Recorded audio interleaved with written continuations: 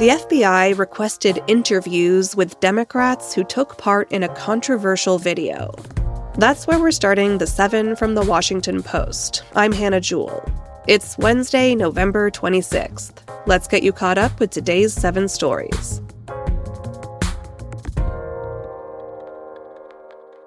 In a viral video last week, 6 Democratic lawmakers reminded U.S. service members of their duty to disobey unlawful orders. The video appeared related to the Trump administration's deadly military campaign against alleged drug smugglers around Latin America. President Donald Trump reacted to the video, calling them traitors. He called for them to be arrested, saying their actions were seditious and potentially punishable by death. Now, the FBI has requested interviews with the 6 Democrats in the video. Arizona Senator Mark Kelly was one of them. Defense Secretary Pete Hegseth made an unprecedented directive to the Navy this week to review potentially unlawful conduct by Kelly, who is a retired naval officer. Senator Alyssa Slotkin of Michigan spoke about the FBI request yesterday. To be honest, the president's reaction and the use of the FBI against us is exactly why we made the video.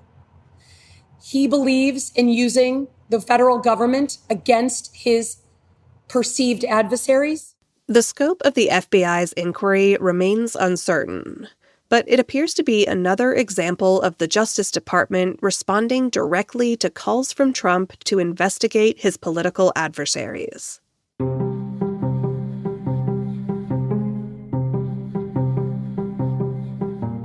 President Trump has argued with an architect over the size of his White House ballroom. That's number 2. Trump handpicked James McCreary to oversee the design of his pet project, a 90,000 square foot addition to the White House. But the Post reported this morning that the two men are struggling to agree on key details of the ballroom project, namely its size. Trump wants to go big. But McCreary has urged restraint over concerns the ballroom could dwarf the rest of the White House, which is 55,000 square feet. The disagreement reflects a conflict between architectural norms and Trump's grandiose aesthetic. It's a general rule in architecture not to build an addition that could overshadow the main building.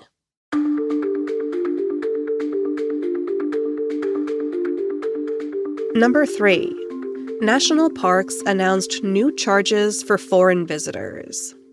Starting next year, an annual pass to national parks will cost non-residents $250. The America the Beautiful Pass will remain $80 for U.S. residents. Non-residents without an annual pass will have to pay an additional $100 surcharge to enter 11 of the most visited places in the national park system. That includes the Grand Canyon, Yellowstone, and Yosemite. For permanent residents who are 62 or older, the annual pass is just $20. And if you're in the military, or lucky enough to be in 4th grade, it's free. A news release from the Department of the Interior yesterday said the new fee structure puts American families first. But some tourist boards are worried it could lead to fewer international tourists.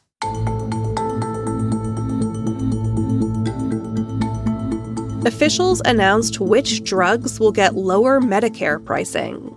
That's number 4.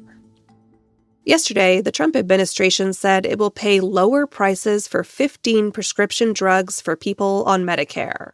They include GLP-1 medications Ozempic and Wegovy, as well as certain cancer and asthma drugs. The Centers for Medicare and Medicaid Services said the new prices would save the government about $12 billion compared to last year's spending. GLP-1 medications are taken by about 16 million Americans, many of whom use them to help lose weight. President Trump has frequently criticized the cost of what he has dubbed the fat drug. He said this month that his administration secured concessions to lower the medication's cost. The new prices under Medicare will take effect in January 2027.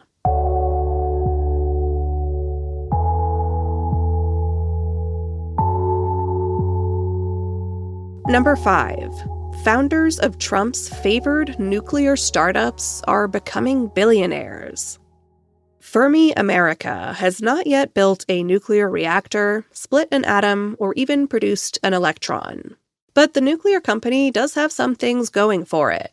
One of its founders, Rick Perry, was the energy secretary during the president's first term. And a few months after the company filed paperwork with regulators to build the Donald J. Trump Advanced Energy and Intelligence Campus, it received plenty of investor cash. Other Trump-connected nuclear firms with untested business plans are also getting big cash injections and winning favor from regulators. Fermi CEO Toby Neugebauer disputed the idea that his business was merely trading on connections.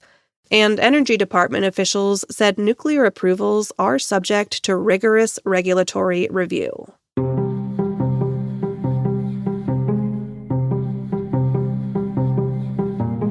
A lawsuit claims a senior executive at Campbell's made offensive remarks. That's number 6. Martin Bally is a vice president and chief information security officer at the food giant Campbell's. He has been placed on leave following allegations from a former employee, Robert Garza. Garza filed a discrimination lawsuit claiming he was fired after reporting Bally's behavior. The lawsuit alleges that Bally said during a meeting that Campbell's products were for, quote, poor people. Garza's attorney provided the Washington Post with a lengthy recording of a conversation between the two men. If you look at our pantry, we have for poor people, right? We have that's for poor people. Who buys our? Bally also allegedly made disparaging comments about Indian employees. Campbell's said in a statement that it was carrying out an investigation. And at number 7, it might horrify you to learn how many times a day you look at your phone. When asked in a survey how many times they pick up their devices each day, most people believed they did so about 10 times. Seems reasonable. The truth, though, is a little more shocking. In one study of younger people, participants checked or unlocked their smartphones between 50 and more than 100 times per day. That's every 10 to 20 minutes on average while awake. Yikes. Both Android and iOS devices allow users to check the number of unlocks in their settings. I dare you to go look. Mine are hovering around 100 daily. Here's why that's bad. Other research shows that glancing at your phone a lot can begin to compromise your cognitive skills, draining focus and memory.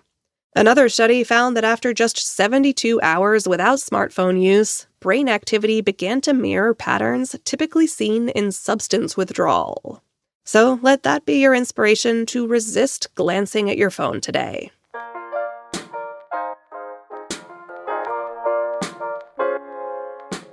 All right, you're all caught up. The podcast team will be off for the rest of the week. There will be no show tomorrow, and on Friday, we'll be sharing something a little different with you. If you usually listen to us on the Post's app or website, do not panic when you hear a robot read you the day's briefing. The robot has not replaced me, it's just giving me a little break.